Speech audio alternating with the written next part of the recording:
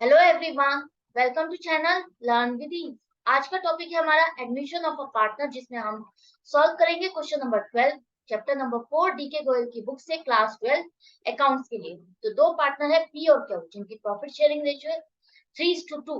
अब 1 अप्रैल को उनको दो नए पार्टनर ज्वाइन करने वाले हैं, जिनका शेयर ऑफ प्रॉफिट दिया गया है 1/4 और 1/5। पूरे साल का प्रॉफिट है 2 लाख रुपए और आपको जर्नल एंट्री बनानी है, ये प्रॉफिट डिस्ट्रीब्यूशन दिखाना है।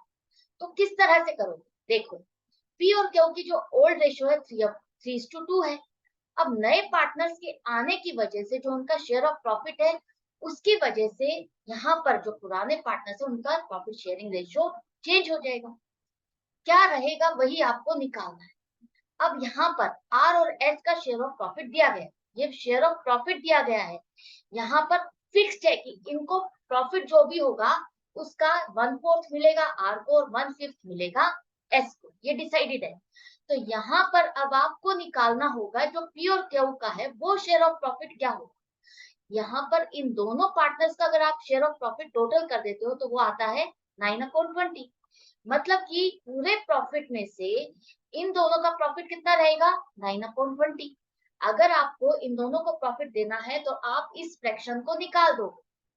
बचेगा कितना प्रॉफिट? अगर पूरे प्रॉफिट में से इस फ्रैक्शन को निकाल दें तो बचेगा कितना प्रॉफिट? वो है 11/20।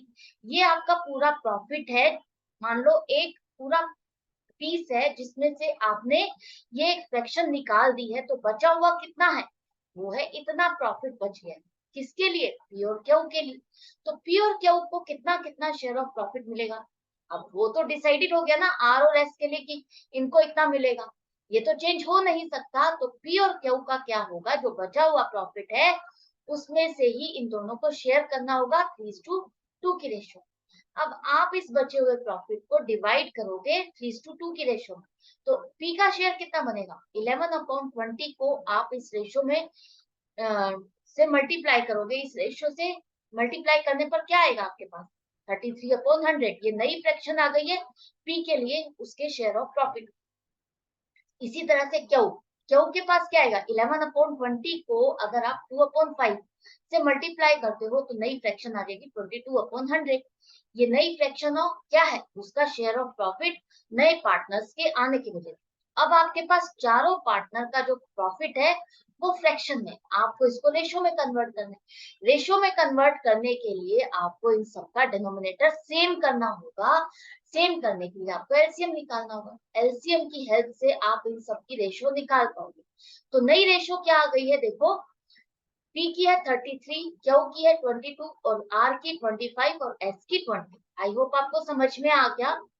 यहाँ पर इन दोनों का शेयर ऑफ प्रॉफिट दिया गया है कि ये 1/4 लेगा, ये 1/5 लेगा।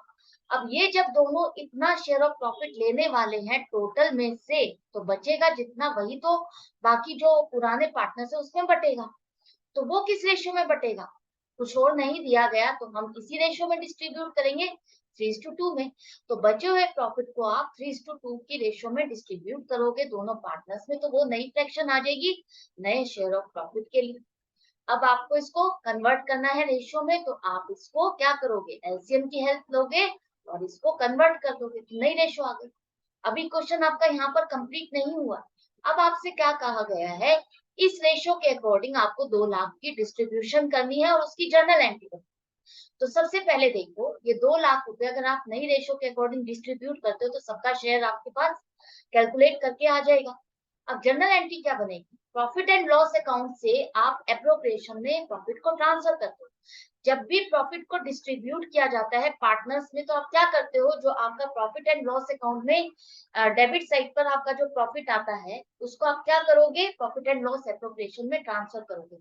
Profit and loss appropriation account में अगर आप ट्रांसफर कर रहे हो तो प्रॉफिट एंड लॉस अकाउंट आप क्लोज कर रहे हो, उस अकाउंट को आप डेबिट कर दोगे। तो वहां से जो क्रेडिट बैलेंस था प्रॉफिट का वो कहाँ ट्रांसफर हो रहा है? Profit and loss appropriation account में। तो profit and loss appropriation account को आप क्रेडिट करोगे। प्रॉफिट है इसलिए ये अकाउंट अब क्रेडिट हो जाएगा।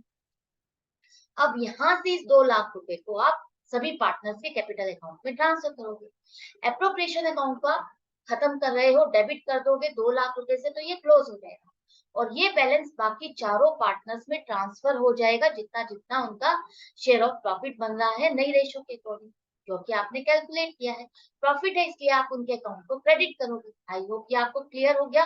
जैसा कि हमने अकाउंटिंग फॉर पार्टनरशिप फर्म में सीखा था, समझा था और यही एंट्रीज बनाई थी, करा था, वही चीज आपको यहाँ पर करना है। तो आई होप आपको समझ में आ गया। इस तरह से क्वेश्चन आपके पास आ सकता है कि आपको पहले रेशो निकालनी है और उसके बाद प्रॉफिट डिस्ट्रीब्यूशन दिखाना। तो आई होप ये क्वेश्चन क्लियर है, कोई डाउट नहीं बचा होगा। फिर भी बच गया है तो आप कमेंट सेक्शन में लिख करके पूछ सकते हो। अपडेटेड रहने के लिए चैनल को सब्सक्राइब करो। अच्छा लग रहा है मुझे बताने के लिए लाइक का बटन प्रेस करो और शेयर करो अपने फ्रेंड्स के साथ उनकी हेल्प करने के लिए। ऑनलाइन क्लास चाहते हो तो मुझे व्हाट्सएप कर सकते हो इस number. Goodbye and take care.